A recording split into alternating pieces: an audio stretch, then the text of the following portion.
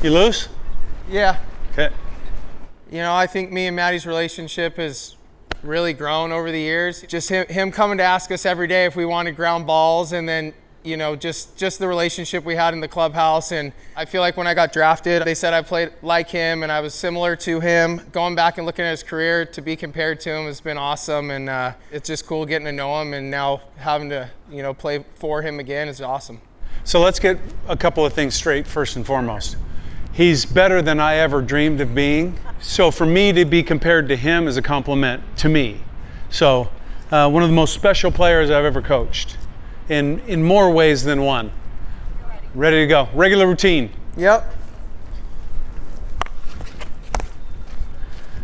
You know, the fact that he thinks that highly of me means a lot, because that's how I feel about him as a player and a coach and a mentor to me. I think he's helped me out more than he even knows. When I was younger, I wanted to charge everything and attack the ball a lot. I think the biggest thing he helped me out with was just kind of being more patient on defense and don't be in a hurry to go get the ball. Same thing in the batter's box. Don't go get the ball too much. You know, he noticed that I wanted to go get the ball sometimes, so kind of just slow things down so that I can execute what I'm trying to do, offensively and defensively.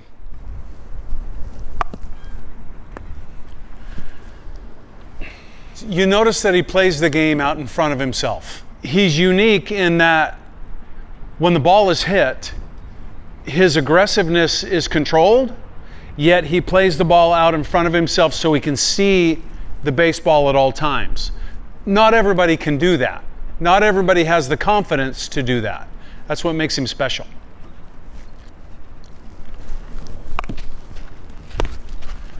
You know, I would say the fact that I grew up in California, we could play baseball all year round. So I got plenty of practice, whether it was actually at baseball or playing outside on the street with my friends. So I played a lot of baseball growing up, and I would say a lot of the coaching I had, it was all about the fundamentals and playing defense. I just kind of had that ingrained in me, and then as I got through high school and college, you know, it was really important at the schools I went to play good defense, so it kind of just always stuck with me. No bad hops up there, kid. Just a line drive hitter. It's old habit, I can't help it.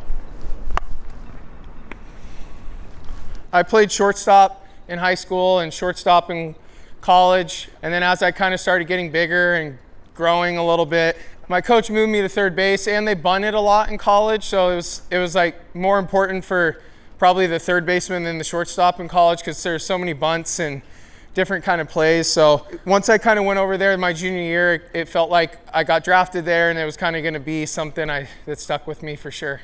You know, once you can play that position, then you can move around the diamond and be comfortable everywhere. Third base is a unique spot, though. There's not a whole lot of time to read the ball oftentimes. These guys are big and strong these days, and they hit the ball well over 100 miles an hour. So first step quickness is really key, athleticism, and confidence. And I think that Chappy brings all of that, certainly, to the game. It's a great thing to win a gold glove, but he's won a platinum glove. And we all know what that means, right? That's the best fielder of everybody that plays the games. And he's accomplished that. So the confidence is key in any player, but he's got loads of it for sure.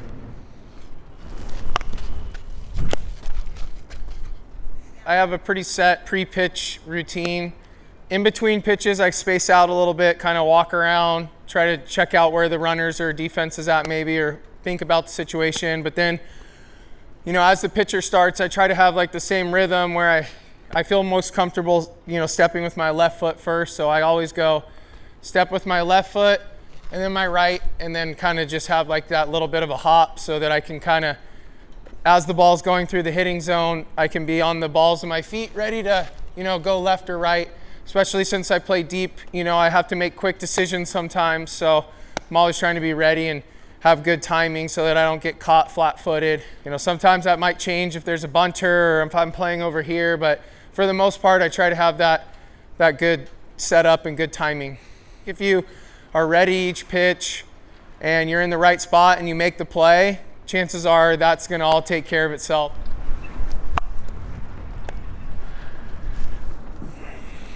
People talk about fielding a baseball and athleticism But the biggest advantage that he has is his hands are so soft. So his glove can be independent of his body at all times. If he's got to go to the line hard, a ball hit really hard down the third base line, his body may be out of position, but his glove never is. A unique trait amongst the great fielders of our game. And he's the prime example of it.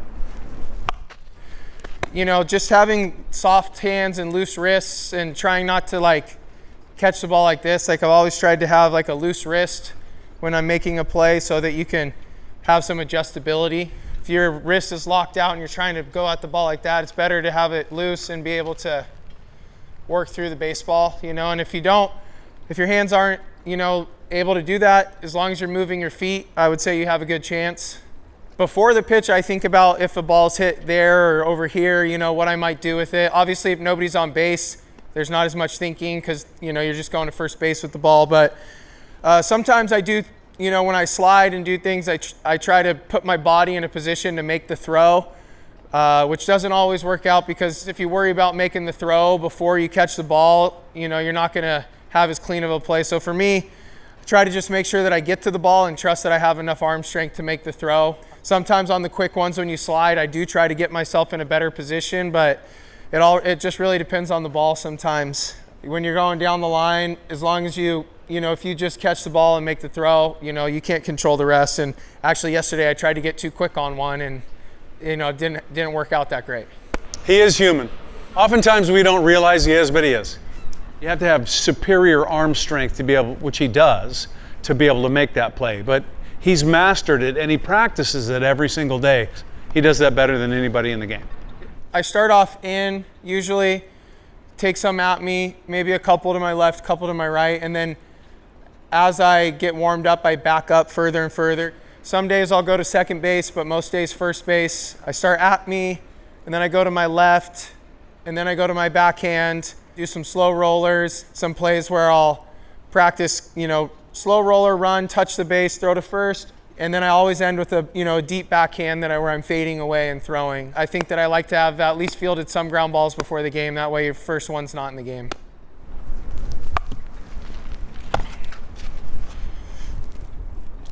I just don't think that there's any other position on the field that has so many different plays that they can make. When you're a shortstop, you kind of just flow to the baseball. All the plays are kind of in front of you, and you're kind of working towards this way, whereas at third base, you get a lot of plays, like a lot of in-between hops, a lot of when lefties hit you the ball, it's kind of at a weird angle. There's bump plays, there's in-between choppers, there's deep plays. So I think the most important thing at third base is probably anticipating the baseball. You know, I like to know who's on the mound, how that guy's swinging the bat, because it's like half the battle with how fast it happens is probably just playing in the right position. I'm changing left, right, my depth. Sometimes I'm in the 6 hole. So I think third basemen have a lot of different plays at a lot of different angles. You'll notice how, with his mic on, how it's very difficult oftentimes to hear the sound of the ball going in the glove, which means that it's soft. His hands are soft. There's not this big sound that happens like when the pitcher throws the ball to the catcher and you can hear the snap of the glove. His is soft enough where oftentimes you don't even hear it hitting the glove. For any infielder, really, we catch the ball, but really all we're doing is changing the ball's direction.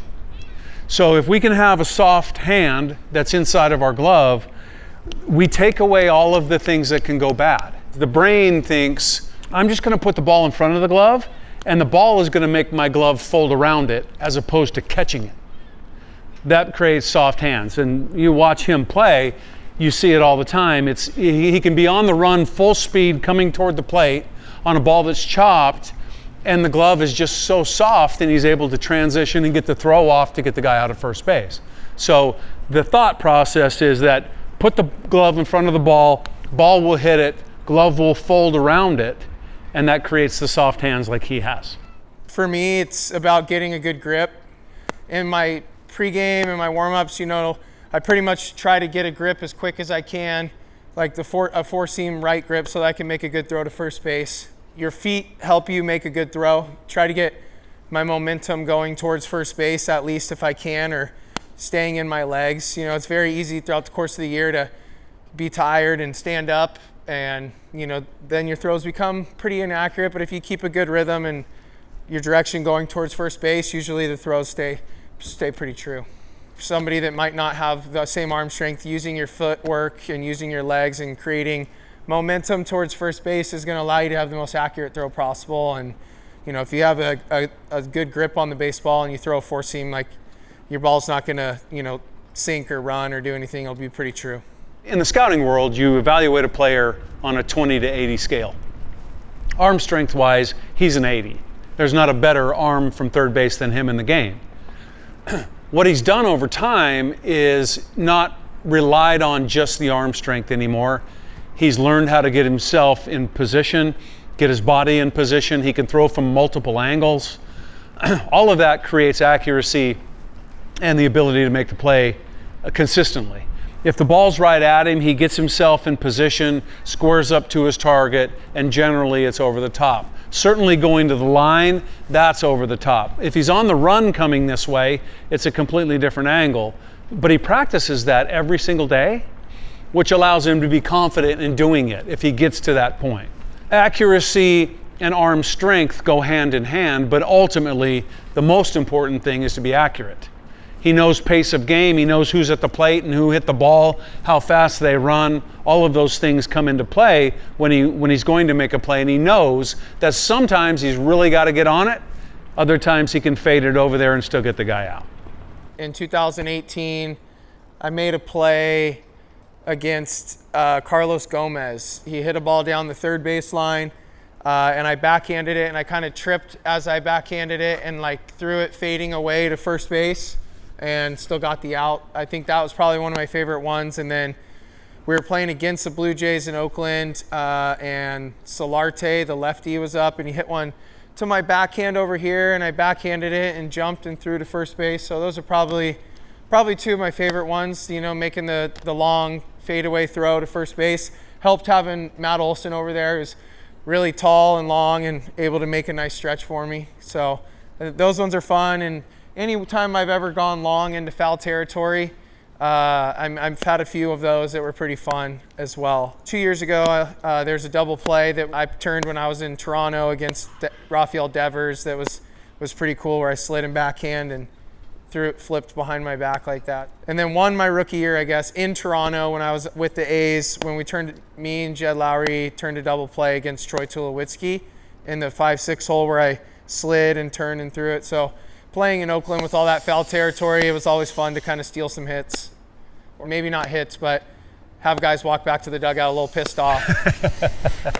In 2017, I was running in foul territory and I didn't have enough time to stop, and it was like extra innings and we needed that out. So I caught the ball and didn't have enough time to stop, so I just jumped over the Gatorade coolers, stuck the landing in the dugout. So that one was pretty fun. I just remember everybody being scared that I was gonna like hit my head on the thing in the dugout, because Oakland's dugout's a little tricky, but luckily I was pretty young at that point, so I probably would have bounced back pretty good. You know, probably the most fun play is the guy that's trying to bunt. Yeah. And you're able to charge the baseball, barehand it, and get him out. When you're coming full speed toward the plate, and the guy is certainly fast, and you're able to make that play and get him out and stop an inning or keep him off base to start an inning or whatever that is. For me, that's the most fun. The double plays are 2 outs for 1 ball, right? We all love that. We all love to be able to turn the double play. Chappy's wish list is the triple play. He wants to be able to be at third base, have the ball hit to his backhand, catch it, step on third, deliver the ball to second for a triple play. He's been close a couple of times. I've been dying to make that play. That would be the #1 highlight for sure. I came close one time, I think, when we were playing the Angels, when Pujols was maybe not running as fast as he used to, but couldn't get it done. We'll see if we can get that done sometime this season. For sure. Okay. Oh, that's line drive hitter. I can't help it. Sometimes I do hit a liner. Not very often anymore, but sometimes. I think he's brilliant. I think his pace of game is such that he would be able to teach that to somebody. I don't know if he ever wants to coach or if that's something that he would want to be doing, but his experience, certainly his knowledge, and his thirst for the game every single day would make him a fantastic coach. I would. It's hard to think about now while you're still so concerned about playing, but I think that I do have a lot that I could help guys out with that I've experienced. You know, I would definitely love to help infielders. You know, I want to be around the game in some capacity forever, probably. So I'm sure once you stop playing, it's easier to want to start coaching. Probably have to learn a little bit more patience. Oh yeah, look at that. I got that one down. There we go.